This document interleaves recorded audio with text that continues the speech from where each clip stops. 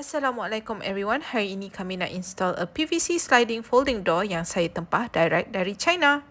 Saya nak disclaimer awal-awal yang saya order warna brown tapi last saya dapat putih.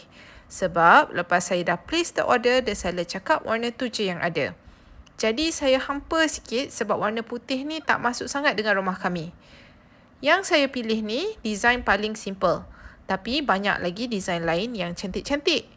If korang particular, make sure seller tu be confirm dengan supplier dulu warna apa yang ada for the design yang korang pilih. My priority nak tutup area store dekat car porch kami ni sebab it's one of the first things people see bila diorang lalu depan rumah kami. Dan the reason why saya went ahead walaupun the seller tu tak ada the colour yang saya nak is that sekali dengan shipping saya bayar RM360 sahaja for pintu yang tinggi 8 kaki.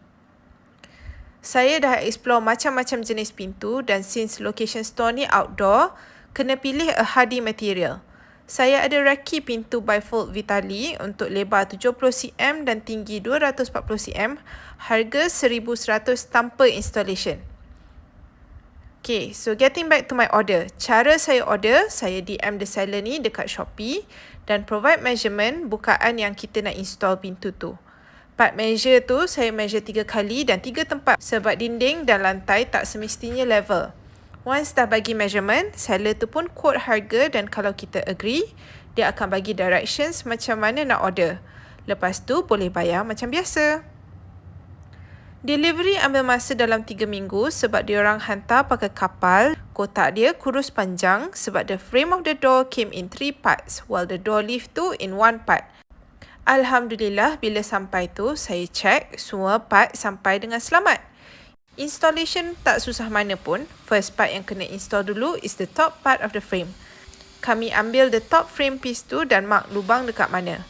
Kami drill beam dengan a corded drill. Bila drill dinding ni, kami suka pakai corded sebab dia lagi kuat, so boleh buat kerja lagi cepat.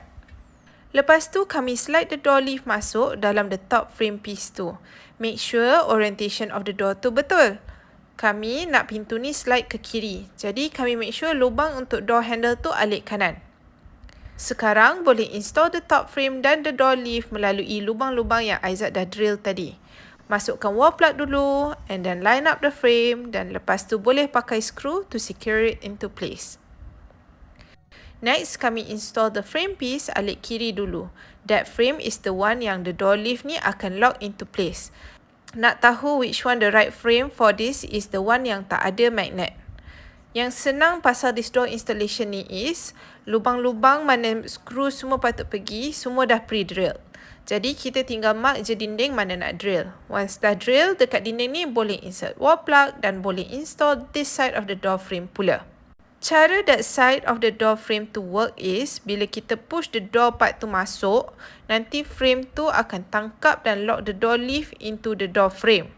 Once dah push the door masuk dari atas ke bawah, tak ke mana dah the door leaf tu sekarang.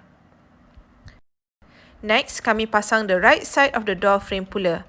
Yang this side yang ada magnet. Cara kami pasang sama step macam alik kiri tu tadi. Once dah settle all the door frames, boleh pasang the door handles pula. Screw through both handles dan once done, boleh finish it off dengan the handle cover.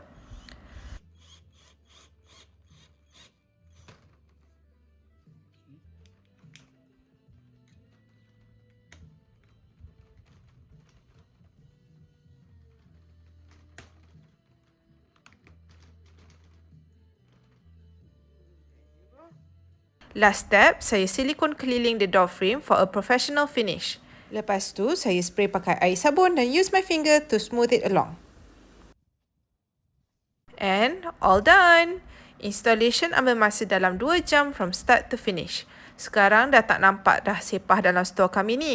And yang penting, this door is very budget friendly.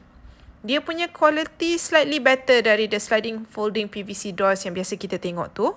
Dan sebab the side tu ada magnet, dia tutup rapat dengan kemas very easily. Seperti biasa, saya akan share all the links down in my description. That's all from me today. Thanks for watching everyone. Till next time.